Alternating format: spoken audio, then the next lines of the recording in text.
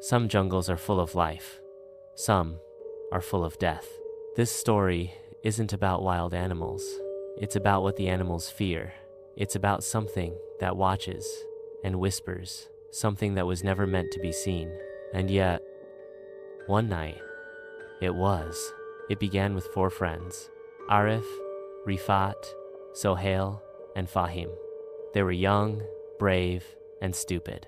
They had heard of a jungle deep in the south. Locals called it Kalabon, the Black Jungle. They said no one goes there after dark, because the jungle isn't empty at night. But the friends laughed. Old people and their ghost stories, Rifat said. So they went, with tents, flashlights, snacks, and speakers, ready for fun. But fun didn't come. Not in Kalabon. The sun was setting when they reached the edge of the forest. The trees stood tall and close, like dark guards. Birds flew away. Monkeys screamed and ran deeper in. The guide who brought them stopped. He looked nervous. "You should not go in now," he said. "The forest changes after dark." Arif smiled. "We'll be fine." The guide didn't argue. He just left them with one last warning. "If you hear the whispers, don't answer. Don't even look." Then he turned around and disappeared. The friends walked in, joking and filming everything. By 7 p.m., it was already pitch black. They set up a small camp near a big tree. The flashlights barely lit the area. Everything else was swallowed by darkness. The jungle was too quiet. No wind, no crickets, no sound, just silence. Then, around 9:12 p.m., they heard it. "Hello?" A soft voice, far away, from inside the jungle. They froze.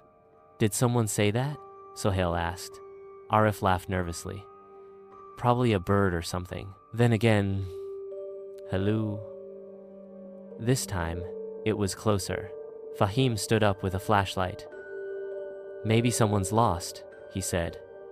He walked a few steps toward the trees. "Wait," Rifat grabbed his arm. "What if it's a trap?" Fahim shook his head. "Come on, man. It's just a voice." And then, he did what they were told not to do. He said, "Hello? Who's there?" The jungle fell silent again. The voice didn't reply. They sat in tense silence for a while. Then Sohail laughed. "See? Nothing happened, but something had." At 7 p.m., Fahim said he needed to pee. He took the flashlight and walked behind a bush. 1 minute passed, then 2. "Fahim?" Arif called out. No answer. "Bro, come back. Stop joking."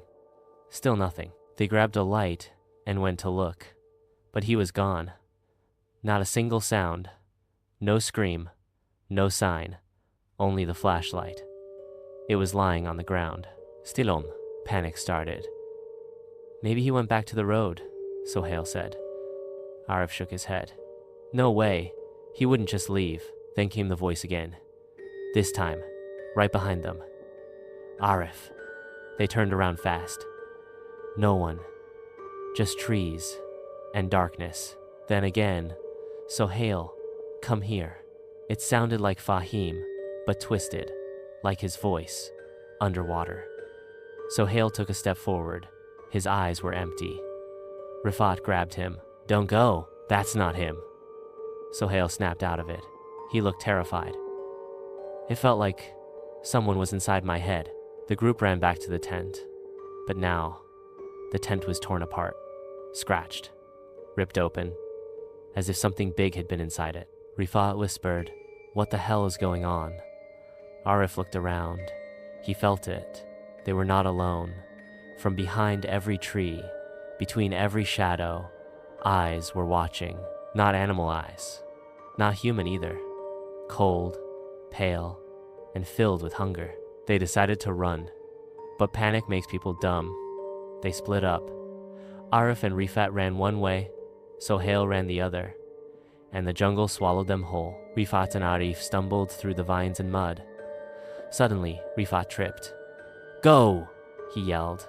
"I'll catch up." Arif didn't want to, but fear took over. He kept running. Behind him, he heard Rifat scream. One long, horrible scream. Then, silence. Arif kept running until he found a strange tree. It looked wet. He raised his flashlight and screamed. Faces, dozens of faces, stuck to the bark. Some were old, some were fresh. One of them was Fahim, eyes wide open, mouth frozen in a scream. The tree was alive, and it was hungry. Then came the final whisper, right into Arif's ear. The forest remembers the voices it hears. Arif turned around. Nothing. But his body felt heavy. His voice felt trapped. He couldn't scream. He couldn't move. He dropped to his knees. The last thing he saw was his own face, melting into the bark of the tree. In the morning, a search team found Sohail. He was sitting by the road, covered in dirt, shaking, silent. He never spoke again. When people asked what happened in Caliban, he only said one thing. They answered the whisper. Some forests are silent, not because they are peaceful, but because something inside them is listening. And if you ever hear a voice at night, calling your name, soft, sweet, familiar, don't answer. Because what's calling you isn't your friend. And if you reply, you become part of the forest, forever.